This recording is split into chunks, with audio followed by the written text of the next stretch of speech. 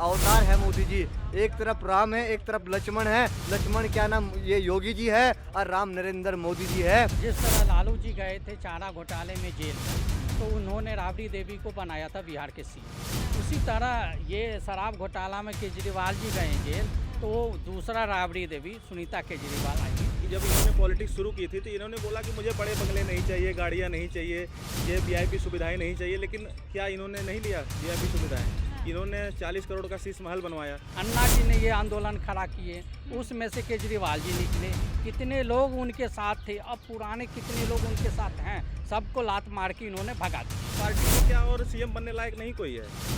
क्या ये सुनीता केजरीवाल कोई प्रोजेक्ट क्यों कर रहे हैं? इसका मतलब कि इनके ऊपर ही परिवारवाद हावी है। क्या बोला था, लंदन बनाऊंगा, पेरिस बनाऊंगा, लेकिन इसने दिल्ली को कुछ नहीं बनाया, कचरे का ढेर बना दिया। आप यमुना का हाल देखिए, यमुना में ये पानी पीने लायक बनाने की बात किए थे, उसमें आदमी नहा सकता है, हाथ धुल सकता है उसमें। जिस केस में केजरीवाल जी जेल गए हैं, उस केस को जागृत कौन किया? अजय माकन जी। कांग्रेस ने किया, प्रेस कॉन्फ्रेंस कांग्रेस ने किया। देश के अंदर शौचालय नहीं था, देश के अंदर गांव में लाइट नहीं थी, हफ्तों में लाइट आती थी। ये नरेंद्र मोदी की देन है, आज ये 24 घंटे गांव में लाइट पहुंची है। अगर वहाँ से किसी अच्छे व्यक्ति को देते, लवली जी को दे देते, संदीप दीक्षित को दे देते, तो थोड़ा फाइट भी होता। लेकिन कन्हैया कुमार कोई भी फाइट वहाँ पे दे नहीं पाए। नरेंद्र मोदी 400 को इंशाल्लाह पार कर रहे हैं। मोदी को हम जिता के लाएंगे। जहाँ जहाँ मुसलमान का गढ़ है, वहीं से बीजेपी जीत कर आएगी। पत्रकार साहब महोदय, हम ये बात दावे के साथ और चैलेंज के साथ कह रहे हैं, 70 साल से कांग्रेस के नेताओं ने राम मंदिर क्यों नहीं बनाया? अरे सरकार उनकी सत्ता में रही, 400 सांसद रहे, राज्यपाल रहा, कोर्ट, हाई कोर्ट, वकील, सब कुछ उनके हाथ में रहा, लेकिन राम मंदिर नहीं बना पाए।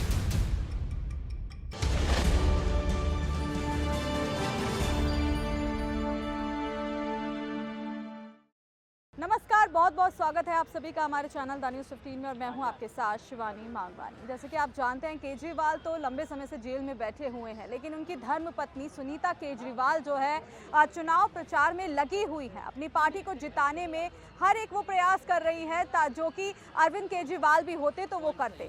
अब उनके चुनाव प्रचार के बाद कई तरीके के अनुमान लगाए जा रहे हैं, जिसमें कहा जा रहा है कि शायद अगला सीएम जो है सुनीता केजरीवाल हो सकती हैं, क्योंकि जब उनकी पार्टी के जो मुखिया है वो जेल में है, लेकिन जो सुनीता केजरीवाल की जो छवि उतर कर आई है, लगातार अपनी पार्टी को प्रमोट कर रही हैं, चुनाव में उतर रही हैं, सभाएं वो कर रही हैं, जिसके बाद अब सीधा सीधा अनुमान है कि क्या केजरीवाल की ये कोई चाल है सुनीता केजरीवाल को अगला सीएम बनाने की। आइए इस पर जनता क्या सोचती है, चलिए उनसे बात करते हैं। जी, क्या कहेंगे? किस बारे में? देखिए, सुनीता केजरीवाल जो है लगातार चुनाव प्रचार कर रही है। अब उस पर कई तरीके के अनुमान लग रहे हैं। सबसे बड़ा अनुमान तो यही है कि अगला सीएम उनको बनाने की चाल है। क्या आप सुनीता केजरीवाल जी को दूसरा राबड़ी देवी बनाना चाहते हैं क्या? या दिल्ली को दूसरा बिहार बनाना चाहते हैं? जिस तरह लालू जी गए थे चारा घोटाले में जेल में, तो उन्होंने राबड़ी देवी को बनाया था बिहार के सीएम। उसी तरह ये शराब घोटाला में केजरीवाल जी गए जेल, तो दूसरा राबड़ी देवी सुनीता केजरीवाल उनको अब दिल्ली का सीएम बनाने जा रहे हैं। तो यहाँ हम लोग वोट दे रहे हैं, विधायक चुनते हैं, सीएम चुनते हैं, ना कि पति पत्नी के लिए सत्ता का कुर्सी चुनते हैं। क्या मैं ये नहीं बोलता हूँ उनके पार्टी में क्या दूसरे विधायक नहीं है या दूसरा नेता नहीं है? अन्ना जी ने ये आंदोलन खड़ा किए, उसमें से केजरीवाल जी निकले। कितने लोग उनके साथ थे, अब पुराने कितने लोग उनके साथ हैं, सबको लात मार के इन्होंने भगा दिए। अब जो है तो जेल में गए, तो क्या ये पूरे आंदोलन में, आपके आंदोलन में एक ही केजरीवाल जी ही हैं और उसके बाद उनके पत्नी ही हैं? क्या दूसरे के चेहरा पे क्या उनको वोट नहीं मिलेगा? क्या दूसरे उनके पार्टी में सीएम नहीं बन सकता है? तो ये आम आदमी का पार्टी नहीं, एक परिवार की पार्टी हो जाएगी। आम आदमी का पार्टी नहीं है, आम आदमी में हर कोई आता है। तब तो ये एक परिवार की, कल हो के फिर सुनीता जी के बाद उनके बेटी आएगी, फिर उनका बेटा आएगा, जैसे कांग्रेस में और भी पार्टियों में, बहुत सारी पार्टियों में। तो फिर ये आम आदमी पार्टी कहाँ रहा? ये तो पारिवारिक पार्टी हो गया। अच्छा, देखिए, ये तो पारिवारिक पार्टी भी कहीं से क्योंकि नज़र नहीं आ रहा। देखा जाए तो जो अरविंद केजरीवाल ने अपने पार्टी के जो अहम चेहरे आतिशी और सौरभ भारद्वाज पे जो है आरोप लगा दिए थे, उसके बाद उन्होंने सीएम पद के लिए भी सुनीता केजरीवाल को देखा जा रहा है, ना कि उनको जो मेहनत कर रहे हैं लंबे समय से। तो इस पर आप क्या कहेंगे? वो तो परिवारवादी भी इस पर नज़र नहीं आ रहा है इनकी पार्टी में। ये देखिए, सौरभ जी आतिशी मरलेना जी को ब्लेम लगाएं, क्या आपको लगता है जो सौरभ जी आतिशी मरलेना जी इनके साथ ज़्यादा काम किए हैं? इनके साथ ज़्यादा काम कुमार विश्वास जी किए थे। इनके साथ ज़्यादा काम ये जो वकील थे, नाम भूल रहा हूँ, वो किए थे। प्रशांत भूषण, अशांति भूषण ने, जो पहली बार फाउंडर, जब पार्टी का फाउंड हुआ था तो 1 करोड़ रुपया उन्होंने ही दिए थे। इनके साथ ज़्यादा काम वो जो यादव जी थे वो किए थे, साजिया इल्मी किए थे। आज देखिए वो लोग कहाँ है, कहाँ है? कहीं भी नहीं है। सब अपने अपने जगह पे हैं, सब पार्टी छोड़ के। तो आपको क्या लग रहा है जो ये इनको सीएम बना देंगे, ये आतिशी मरलेना को और सौरभ भारद्वाज को बनाएंगे, इनको भी अपने साथ में, इसलिए उन्होंने बाइट दे दिए, इनका नाम एक क्लू छोड़ दिए, जो तुम ख्वाब मत देखना जो मैं सीएम बनूंगा। जैसे ही इनको लगेगा जो इनके सुनीता केजरीवाल जी के लिए ये खतरा दोनों बन रहे हैं, नाम तो ले ही लिए हैं, ईडी को नाम दे ही दिए हैं, 2 लाइन उनके बारे में बोल देंगे, मालूम चलेगा चुनाव से पहले ये दोनों भी जेल में हैं। अच्छा, तो क्या आपको ये लग रहा है कि क्या शायद हो सकता है कि इन पति पत्नी की कुछ अंदर खाने चाल चल रही है जो कि इनकी पार्टी को भी नहीं पता, ऐसा कुछ आपको लग रहा है क्या? इनके पार्टी को सब कुछ पता है। हाँ। इनके पार्टी को भी सब, देखिए चाल और चरित्र ये छुपता नहीं है। हाँ। मैं कैसा हूँ ये मैं छुपा नहीं सकता हूँ ज़्यादा देर तक।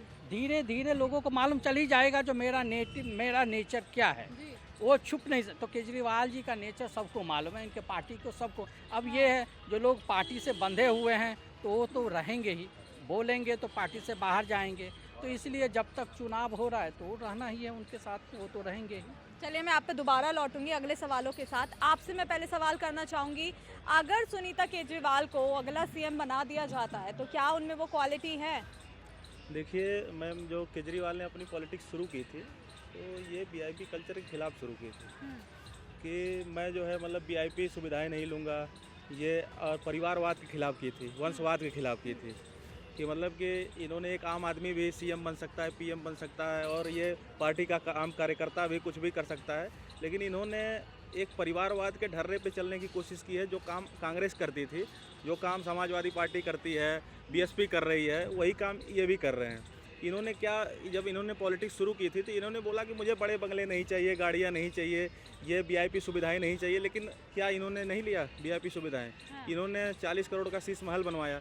मुझे इससे आपत्ति नहीं है, एक सीएम है तो बना सकते हैं, लेकिन इन्होंने अपने बच्चों की कसम खा के झूठ बोला था। तो ये जो इन्होंने झूठ बोला था, इन्होंने बोला कि भ्रष्टाचार के खिलाफ इन्होंने लड़ाई लड़के ये दिल्ली का सीएम बने। लेकिन आज क्या है कि जो एक्साइज ड्यूटी यहाँ पे, जो दारू घोटाला यहाँ पे हुआ है, इसमें 450 करोड़ की जो राज्य सरकार को इन्होंने चपत लगाई एक्साइज नीति बना के, ये सीधे सीधे भ्रष्टाचार में लिप्त होते दिखाई दे रहे हैं। और रही बात सुनीता केजरीवाल की, तो ये बताइए पार्टी में क्या और सीएम बनने लायक नहीं कोई है क्या? ये सुनीता केजरीवाल कोई प्रोजेक्ट क्यों कर रहे हैं? इसका मतलब कि इनके ऊपर ही परिवारवाद हावी है। ये इनका चाल चरित्र लोगों से अलग तो नहीं है। ये समान वही काम कर रहे हैं जो कांग्रेस करती थी, वही काम कर रहे हैं जो समाजवादी पार्टी करती थी, जो बसपा कर रही है। तो इनमें और पार्टियों में कोई ज़्यादा फर्क तो नज़र नहीं आया। ये चाहते तो और तमाम इनके आम आदमी पार्टी में भी तमाम कार्यकर्ता हैं, बड़े नेता हैं, इनको भी तो आगे चेहरा कर सकते थे। ये सोच रहे हैं कि मेरे पार्टी की कमान और सब कुछ परिवार में ही रहे, परिवार से बाहर ना जाए। लेकिन देखिए, अगर क्वालिटी की बात करें तो सुनीता केजरीवाल जो है काफ़ी पढ़ी लिखी हैं, ऑफिसर भी रही हैं, राजनीति में भी उनका अच्छा करियर रहा है। पार्टी में क्या सब अनपढ़ हैं क्या? वो आम आदमी पार्टी अनपढ़ की पार्टी तो नहीं है। IRS हैं तो उनमें भी बहुत सारे, सौरभ भारद्वाज खुद इंजीनियर हैं। हाँ, तो क्या इंजीनियर एक पढ़ा लिखा नहीं होता है? आपके नज़र में इंजीनियर की क्या क्वालिटी है? मतलब वो अनपढ़ आपके नज़र में हुआ, वो भी पढ़े लिखे हैं, तो क्यों नहीं उनको बना सकते हैं? क्या लग रहा है केजरीवाल की ये चाल है सुनीता केजरीवाल को अगला सीएम बनाने की? जिस तरीके से वो दिल्ली में चुनाव प्रचार कर रही हैं और जिस तरीके से एक सीएम पेश आता है दिल्ली के लोगों के साथ, इस तरीके से पेश आ रही हैं, लग रहा है आपको भी ऐसा कुछ? पक्का सही है। एक बिहार की राबड़ी देवी है जो अभी उठ के आ रही है, ठीक है। ये कुछ भी होने वाला नहीं है। एक चोर था दिल्ली का जो बंद हो चुका, नो संबंध का सम्मान नहीं किया, लेकिन कोई बात नहीं, आखिर में चोर तो जेल में बंद हुआ ना। इसका होने वाला नहीं। इसकी पत्नी आ गई। ये तो विरोध करता था कि कोई भी हमारा बच्चा कोई भी नहीं आएगा, और हमारी पत्नी को जो इस दूसरे के आता था, परिवारवाद का विरोध करने वाला आदमी, उसकी पत्नी को आगे लेके आ रहा है। ऐसा केजरीवाल जो कीड़ा है दिल्ली का, ये कीड़ा दूसरे प्रदेश में जाके लग रहा है। ये दिमक की तरह देश को खाली कर रहा है। और ये दूसरे प्रदेश में जाता है, मध्य प्रदेश में जाता है, गुजरात में जाता है। इसको क्या जरूरत है गुजरात में जाने की? इसको जाना नहीं चाहिए केजरीवाल जी को। केजरीवाल जी को दिल्ली के लोगों ने मुख्यमंत्री बनाया, काहे के लिए? दिल्ली को विकास बनाया। क्या बोला था, लंदन बनाऊंगा, पेरिस बनाऊंगा, लेकिन इसने दिल्ली को कुछ नहीं बनाया, कचरे का ढेर बना दिया। ये कुछ नहीं कर सकता, एक बेईमान आदमी, फ्रॉड आदमी, पढ़ा लिखा एक नंबर का छोटा आदमी है।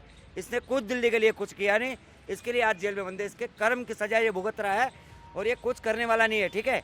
ये जो मोदी का विरोध कर रहा है, ये बोला था अपने बच्चों की कसम खा के कह रहा हूँ मैं कांग्रेस पार्टी का समर्थन नहीं लूंगा। थूक के चाट लिया केजरीवाल ने, ये थूक के चाटने वाला आदमी है। ये कांग्रेस पार्टी शीला दीक्षित का विरोध किया था, बोले कांग्रेस पार्टी सबसे बड़ी चोर है, लालू यादव सबसे बड़ा चोर है। लेकिन लालू यादव का लड़का जब लालू यादव का मुख्यमंत्री बनता है तो स्वागत समारोह में जाता है, वहाँ पे एक नंबर का फ्रॉड आदमी है। जैसे केजरीवाल को जनता सुन ले, ऐसे केजरीवाल जैसे कजरुद्दीन आदमी को, जो ये हिंदू आदमी को कभी भी नहीं चाहता, ये मुसलमानों का सरदार है, ऐसे कजरुद्दीन को कभी वोट मत देना, क्योंकि ये दोगला इंसान है। ये कभी कोई नहीं कर रहा है, महिलाओं के लिए बस फ्री कर रहा है। 1000 रुपये देकर महिला का कौन सा विकास होने वाला है? 15 रुपये की टिकट अगर जो नई महिला लेगी नहीं लेगी, उससे क्या फर्क पड़ने वाला है? ये वोट की राजनीति करने वाला, फ्री की जनता को, देश को बर्बाद करने वाला एक पढ़ा लिखा घमंडी और किस्म का इंसान है। ऐसे इंसान का कभी भरोसा मत करना, क्योंकि देश को दिमाग की तरह खा जाएगा और फ्री करने से देश का फायदा होने वाला नहीं है, देश का नुकसान होगा। क्योंकि ये लंदन, पेरिस, दिल्ली को बनाया नहीं।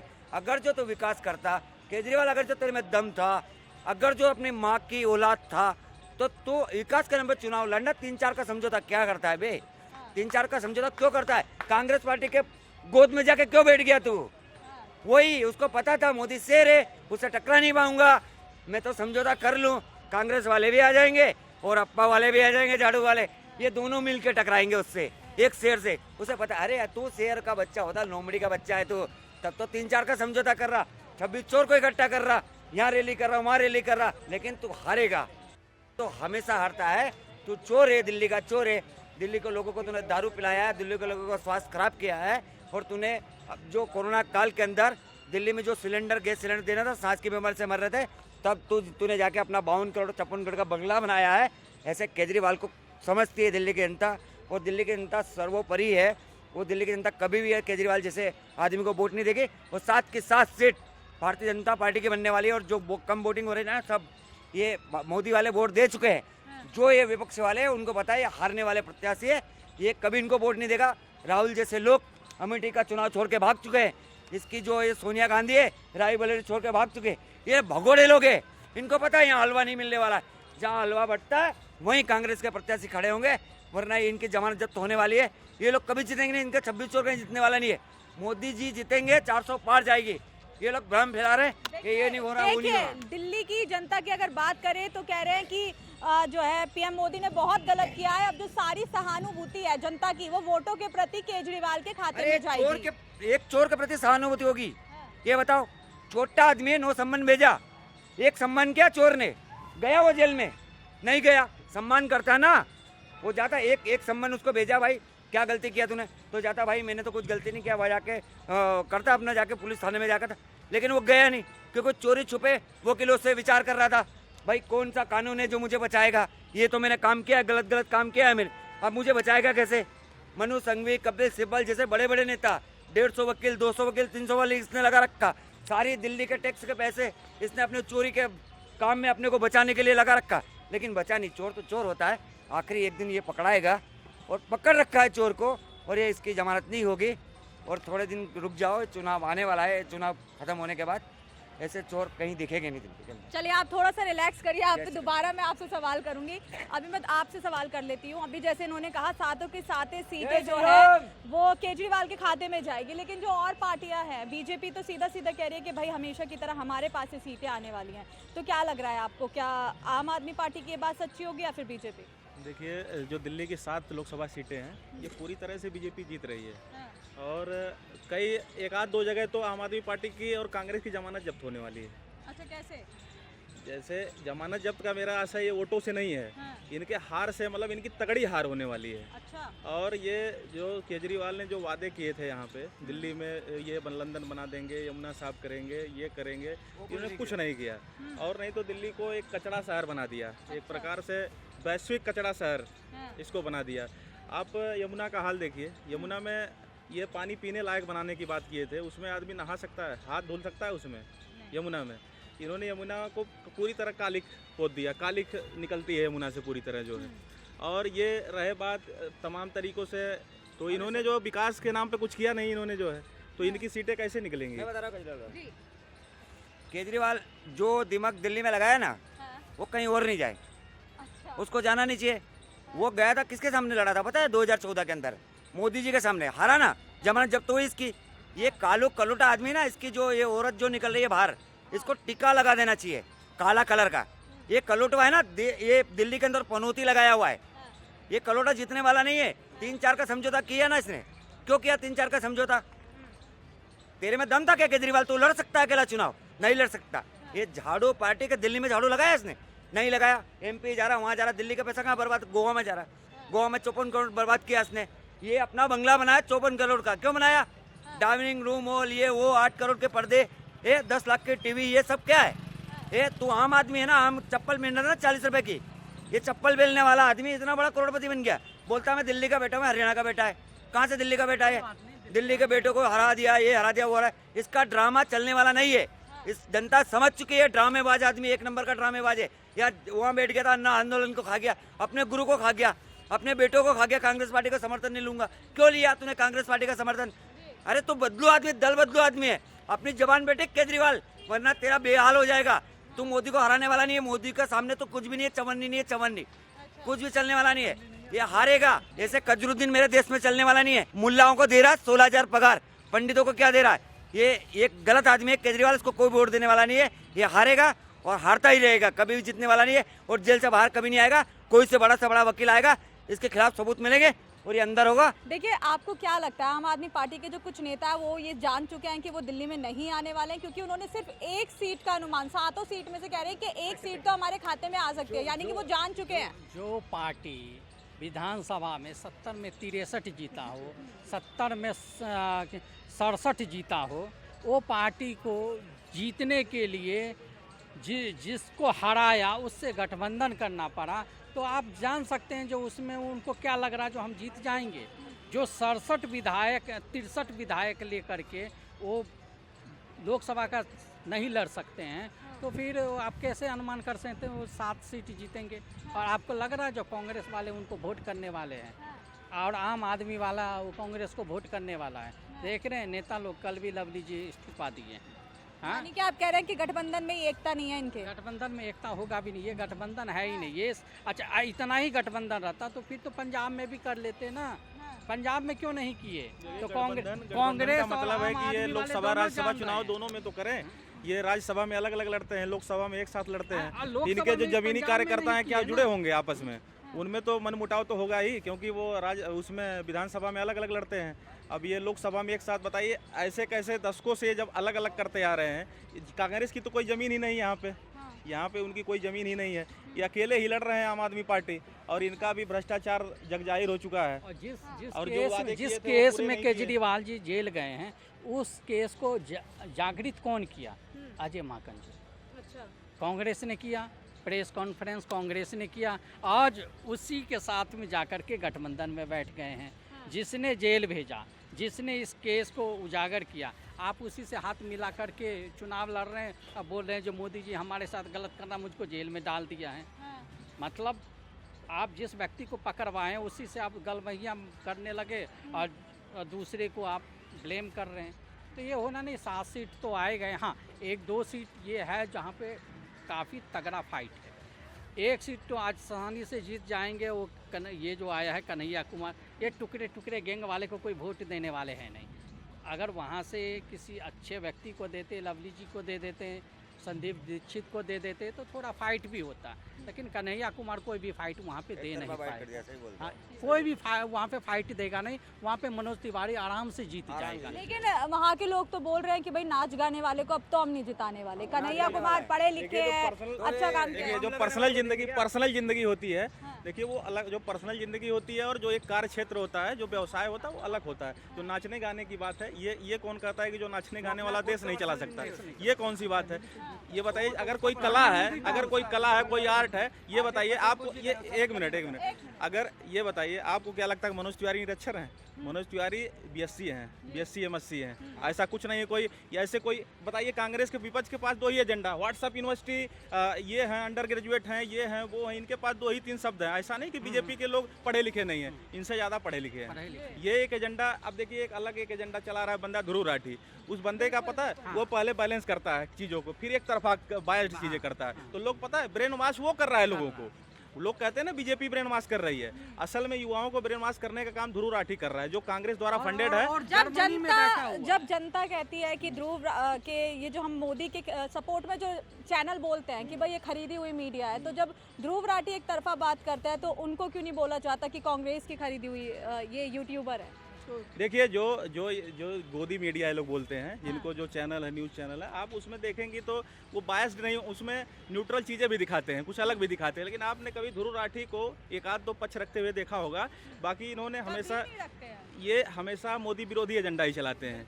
ये ऐसा नहीं कि कांग्रेस की कहीं किसी राज्य में ऐसा नहीं, इनकी सरकारें 2-4 राज्यों में हैं, आम आदमी पार्टी की यहाँ सरकार है, ये विपक्ष में है। इनको क्या मुद्दे लाना चाहिए? इनके मैनिफेस्टो पे एक बार भी बोला उसने, इनके मैनिफेस्टो पे एक बार भी ये कह रहे हैं कि आज 75 साल हो गए आज़ादी के बाद, आज क्या कि जाति जनगणना के हिसाब से जाति जनगणना करके उस हिसाब से क्या लोगों में, ये बताइए, जो जितनी मेहनत करे उसको उतना हक मिले।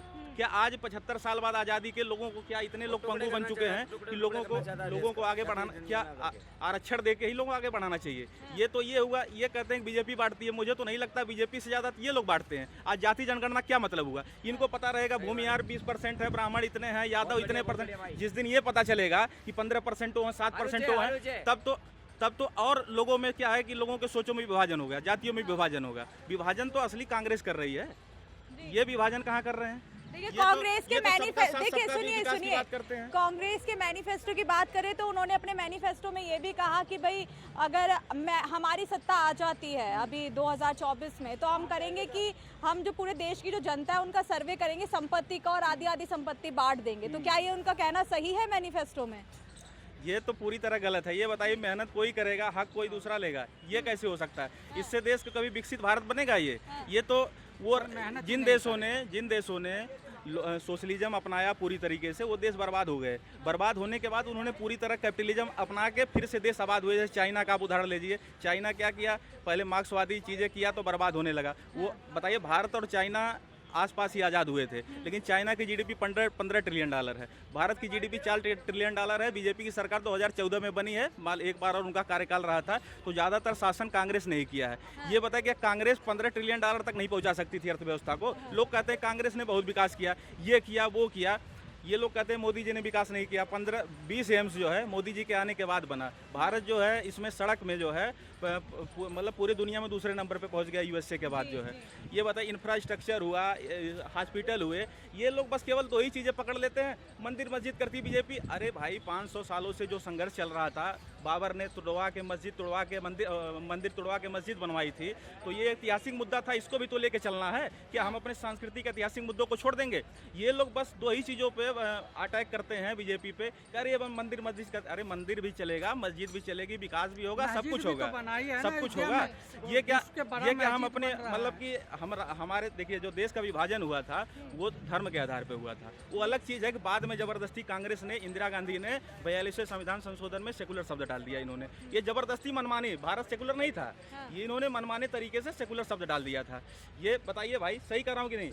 ये सेकुलर शब्द डाल दिया था, उसके मनमाने हिसाब से इन्होंने फिर देश को 2 टुकड़ों में बांटा। एक इनको बोला कि ये सेकुलर हैं, ये हैं एंटी हिंदू, एंटी मुस्लिम। ये कांग्रेस ने किया है, कांग्रेस ने सब तरीके से बांटा हुआ है। लेकिन लोग तो कहते हैं ना कि बीजेपी धर्म की राजनीति करती है, धर्म के नाम पे वोट ले रही है और धर्म के नाम पे 400 पार भी करेगी, ऐसा है? बीजेपी धर्म के नाम पे नहीं, बीजेपी धर्म के नाम पे भी, विकास के नाम पे भी। रही बात धर्म की, तो बीजेपी जो है अपने सांस्कृतिक जो ऐतिहासिक जो धरोहर हैं, क्या उनको जिंदा करना, संजीदगी करना क्या गलत बात है? आप ये बताइए, जो भी मस्जिद है, जो भी मस्जिदें बनी है, उसके नीचे आप ढांचा देखिए, क्यों मंदिरों का होता है? ये बताइए, क्या मंदिर बनवा के ही मस्जिद बनवाई जाती है? कोई मुस्लिम भाई आके बता दे कि मंदिर के ऊपर मस्जिद बनती है क्या?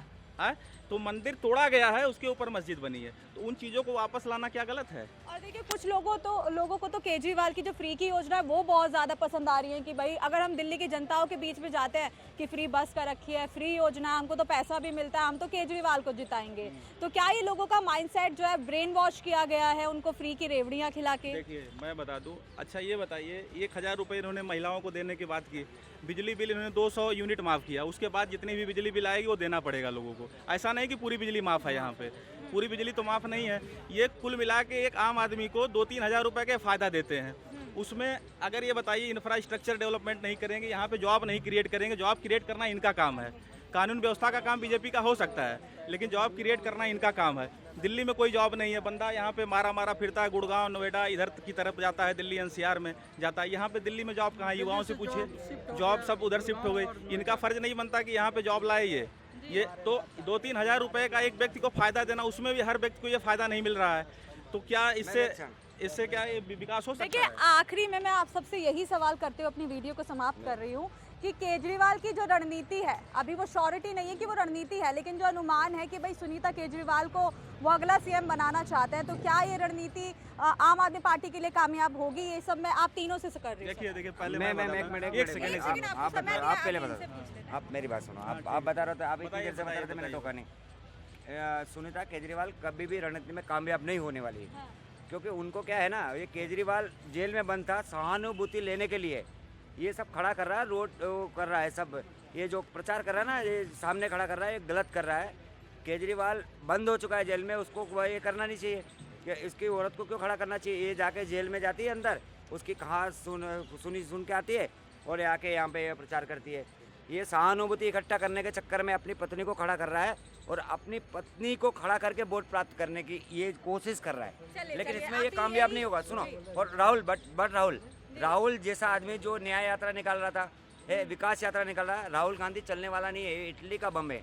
ये इटली को ये सोनिया गांधी ने लॉन्च किया था राहुल को, कितनी बार लॉन्च किया? 2 बार 3 बार लॉन्च किया, अध्यक्ष बना था ना। राहुल गांधी जब अध्यक्ष बना तो कितनी सीट कांग्रेस की जीती थी? सोनिया गांधी जब अध्यक्ष थी तब कांग्रेस को इसने जिताया था। ये चलने वाले नहीं है राहुल गांधी जैसे बम, क्योंकि पता है इटली की संतान है, राजीव गांधी गया था इटली में पढ़ाई करके, ये सोनिया गांधी को लेके आया था देश के अंदर, उसी के पैदाइश है ये देश में नहीं चलने वाली है। सुनो, ये चलने वाली नहीं है भारत देश के अंदर, ये फ्लॉप हो चुका है राहुल गांधी। ये अपना छोड़ के अपना ये अमेठी छोड़ के भाग गया, ऐसा नेता चलने वाला है। ये कहीं भी भागता है, कहीं भी कुछ भी बोलता है, पप्पू है ये। पप्पू की सरकार चलने वाली नहीं है, मोदी के सामने हार जाएगा। ये ऐसे पप्पू कितने आते हैं देश के अंदर, ठीक है? राहुल जैसा पप्पू है ना, ये चिकना पप्पू, ये नहीं चलेगा देश के अंदर, ये भाग जाएगा कहीं और, ये तुमको लूट के भागेगा राहुल गांधी जैसा नेता। जी देखिए, आपको समय दिया, अभी आप बता दीजिए, मैं अपनी वीडियो की समाप्ति कर रही हूँ जहाँ से हमने शुरू किया था। क्या ये रणनीति सुनीता केजरीवाल को सीएम बनाने की कामयाब होगी? देखिए ये रणनीति तो उसी तरफ जा ही रहा है, ये रणनीति उसी तरफ तो जा ही रहा है जो उन्हीं को मतलब बनाया जाए सीएम, लेकिन बट ये गलत है। आप किसी भी आम आदमी के कार्यकर्ता को या आम आदमी के विधायक को सीएम बनाइए, ये अपने परिवार तक ही, पति पत्नी तक ही ये क्या सीमित है? जो आपके साथ जुड़ा उसको कितना दुख होगा इन बातों से। तो फिर आप मान लीजिए 6 महीने बाद इलेक्शन है, फरवरी में इलेक्शन होगा, तो आपको लग रहा है जो आप रिपीट कर पाओगे तीसरी टर्म? मुझे नहीं लगता जो इस रणनीति पे उनका तीसरी टर्म आने वाली है। चलिए, आप कुछ कहना चाहेंगे? मैं कहना ये चाहूँगा, पत्रकार भाई साहब, पत्रकार साहब महोदय, मैं बताना चाहता हूँ, कांग्रेस की सरकार वोटिंग खुलेगी तो कांग्रेस के जितने नेता हैं उन्हें दवाई भी साथ लेके जानी चाहिए, कहीं ऐसा ना हो सदमे में आ जाए, क्योंकि नरेंद्र मोदी 400 को पार कर रहे हैं, मोदी ने नारा दिया है, तो उन्हें अपनी दवाई गोली साथ लेके जानी चाहिए जब वोटिंग का टाइम आएगा, कहीं ऐसा ना हो सदमे में आ जाए। और देख लेना, ये भी सच्चाई है, हर सांसद के पीछे एम्बुलेंस लगी हुई होगी, क्योंकि हमें खतरा है, ये सदमे में आ जाएंगे, डिप्रेशन में आना है इन्हें, क्योंकि मोदी 400 को पार कर रहे हैं। मोदी ने देश के लिए काम किया है और देश के लिए विकास किया है। आज मजदूरों को गरीबी में से निकाल कर नरेंद्र मोदी जी ने अमीरी में लाने का काम नरेंद्र मोदी ने किया है। देश के अंदर हाईवे नहीं थे, देश के अंदर शौचालय नहीं था, देश के अंदर गांव में लाइट नहीं थी, हफ्तों में लाइट आती थी, ये नरेंद्र मोदी की देन है। आज जो 24 घंटे गांव में लाइट पहुंची है, आज जो गांव के अंदर रोड पहुंचे, गांव के अंदर आवास पहुंचे गरीबों के पास, तो ये जितना भी कार्य किया, जितना भी विकास किया है 2014 के बाद, सिर्फ मात्र नरेंद्र मोदी जी ने किया है। 2014 से पहले इस देश के अंदर कुछ भी व्यवस्था नहीं थी। देश एक भुखमरी में रह रहा था, देश के अंदर अंधेरा था, देश के अंदर रोशनी नहीं थी। अगर रोशनी लाने का काम किया है तो मोदी और योगी ने किया है। तो जनता जनार्दन है। 2024 में आप देख लेना, नरेंद्र मोदी 400 को इंशाल्लाह पार कर रहे हैं। मोदी को हम जिता के लाएंगे। जहां जहां मुसलमान का गढ़ है वहीं से बीजेपी जीत कर आएगी। पत्रकार साहब महोदय, हम ये बात दावे के साथ और चैलेंज के साथ कह रहे हैं, मोदी जी हारने वाला नहीं। इन पप्पू को देश छोड़ना पड़ेगा। कांग्रेस के नेताओं का सूटकेस तैयार है, रास्ता ढूंढ रहे हैं, हमें निकलना कहाँ से है, क्योंकि इतने बौखला चुके हैं, इतने डिप्रेशन में आ चुके हैं, इतने, मैं ये कह रहा हूँ पत्रकार साहब महोदय, अब इनकी स्थिति देश छोड़ना ही पड़ेगा इन्हें, क्योंकि मोदी जैसा प्रधानमंत्री अवतार है मोदी जी। एक तरफ राम है, एक तरफ लक्ष्मण है। लक्ष्मण क्या नाम, ये योगी जी है, और राम नरेंद्र मोदी जी है, जिन्होंने 100 करोड़ हिंदुओं की आस्था को ठेस पहुंचाने का काम किया था। वो कांग्रेस के नेता थे। आज नरेंद्र मोदी ने 2014 के बाद जो 100 करोड़ हिंदुओं की आस्था को ठेस पहुंचाया, वो राम मंदिर नरेंद्र मोदी ने मनाने का काम किया है। 70 साल से कांग्रेस के नेताओं ने राम मंदिर क्यों नहीं मनाया? अरे सरकार उनकी सत्ता में रही, 400 सांसद रहे, राज्यपाल रहा, कोर्ट, हाई कोर्ट, वकील, सब कुछ उनके हाथ में रहा, लेकिन राम मंदिर नहीं मना पाए। और मैं 100 करोड़ हिंदुओं से बताना चाहता हूँ, राम मंदिर मना, अब लंबर क्या नाम मथुरा का है, और उसके बाद काशी का लंबर है, और हम खड़े होकर मनवाएंगे। जहाँ जहाँ मंदिरों के साथ जहाँ जहाँ ताला लगा हुआ, उन तालों को खुलवा कर हम राम मंदिर हर जगह मनाने का काम करेंगे। देश का बच्चा है। लेकिन देखिए, कांग्रेस तो सीधा सीधा बोल रही है कि भाई मुस्लिमों की वोट तो हमारे पाले में आएगी, क्योंकि मुस्लिम हमेशा हमारे साथ रहे, यानी कि कांग्रेस के साथ रहे। वास्तव में 70 साल से मुस्लिम कांग्रेस के साथ रहा, लेकिन अगर अत्याचार मुस्लिम के साथ किया है, जुल्म मुस्लिम के साथ किया है, शिक्षा से दूर रखा है, वो कांग्रेस ने रखा। लेकिन जब 2014 के बाद नरेंद्र मोदी जी आते तो मुस्लिम समाज को कलम देते हैं, कहते हैं तू बीटेक कर, इंजीनियर बन, वकील बन, IAS बन, PS बन। तो क्योंकि कांग्रेस ने क्यों नहीं पढ़ाया हमें? अगर हमें कांग्रेस पढ़ाती, हम अपना राइट, अपना हक मांगते, अपना अधिकार मांगते, इसलिए हमें शिक्षा से कांग्रेस ने दूर रखा है। तो मैं नरेंद्र मोदी जी का धन्यवाद करता हूँ, जो आज भारत के 40 करोड़ मुसलमान के पास शिक्षा पहुँचाने का काम किया है, आवास पहुँचाने का काम किया है, रोड पहुँचाने का काम किया है, जल पहुँचाने का काम किया है। आज गाँव में आज इतनी अच्छी व्यवस्था पहुँचाने का काम ये नरेंद्र मोदी जी की देन है। अब राम मंदिर बना, काशी बनेगा, मथुरा बनेगा, ये हम खड़े होकर मनवाएंगे। 100 करोड़ हिंदुओं की आस्था को ठेस पहुंचाने का काम ये कांग्रेस के नेताओं ने किया है, सपा के नेताओं ने किया है, ये केजरीवाल जैसे नेताओं ने किया है, मात्र ठगने का। यही नेता ये भी बोलते हैं कि बीजेपी अत्याचार करती है मुसलमानों के साथ, भेदभाव करती है मुसलमानों के साथ। कौन सा अत्याचार किया है? कौन सा अत्याचार मुसलमान के साथ किया है? कौन सा जुल्म मुसलमान के साथ? ये बताओ, तुम्हें रोजगार मिला?